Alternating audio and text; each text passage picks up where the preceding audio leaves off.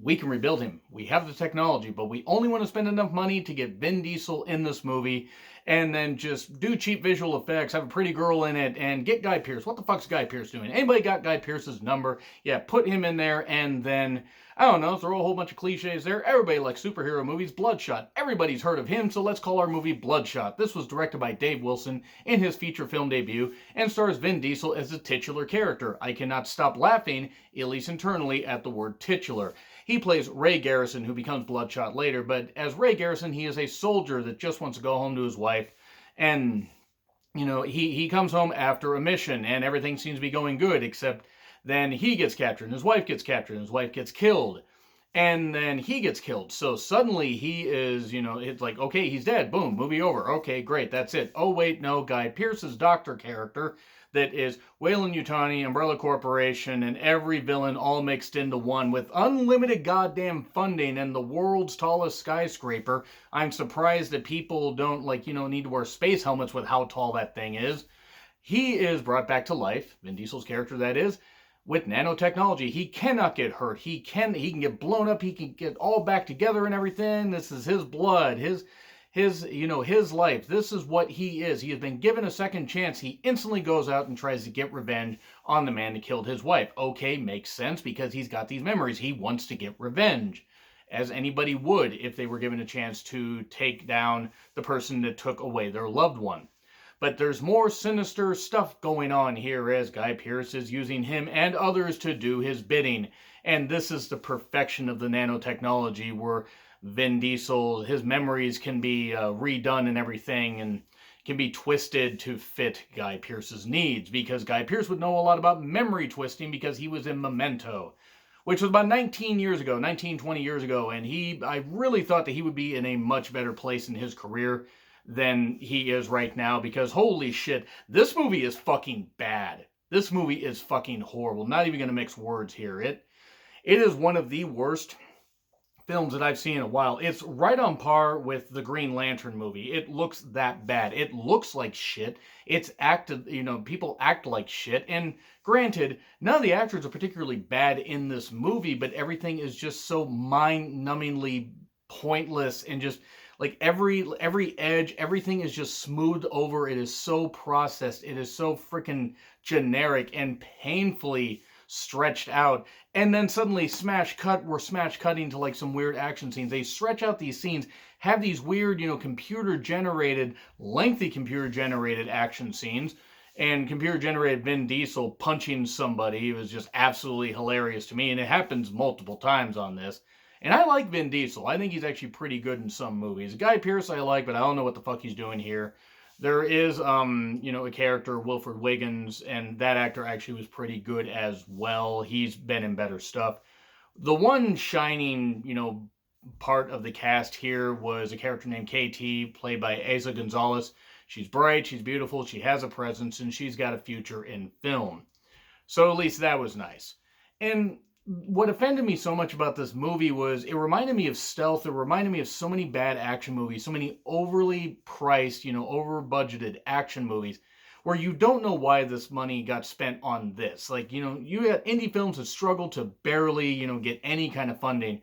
And yet this, a character named Bloodshot that I have no attachment to because I've never read any of the comic books, graphic novels, so I don't really care.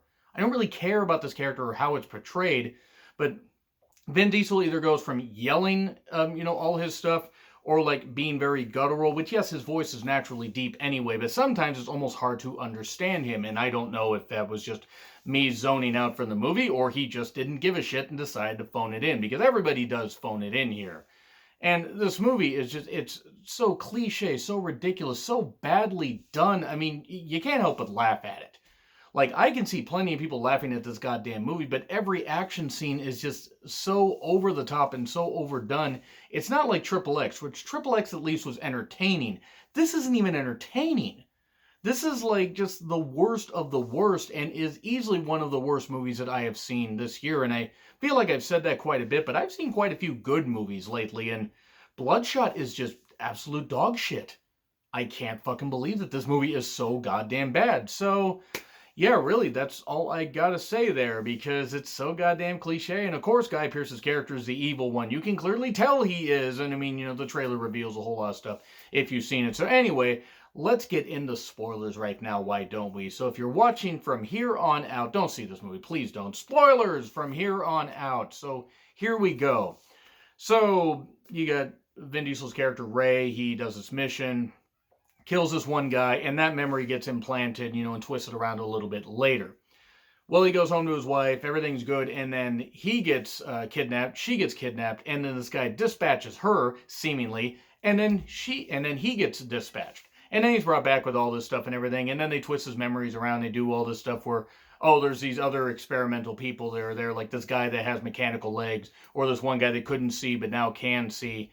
And then you got the KT character that was unable to breathe, but then, he gave her the ability, this great doctor gave her the ability to breathe, but turning off that technology will prevent her from being able to get any kind of lung capacity.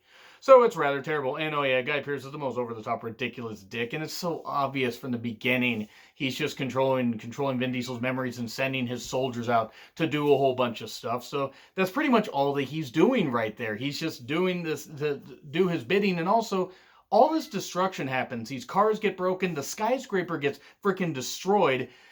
No loss of life, no nothing. And also, there's like 10 people. There's a little crew in there besides these super soldiers that are in there. And there's like 10 people among these, these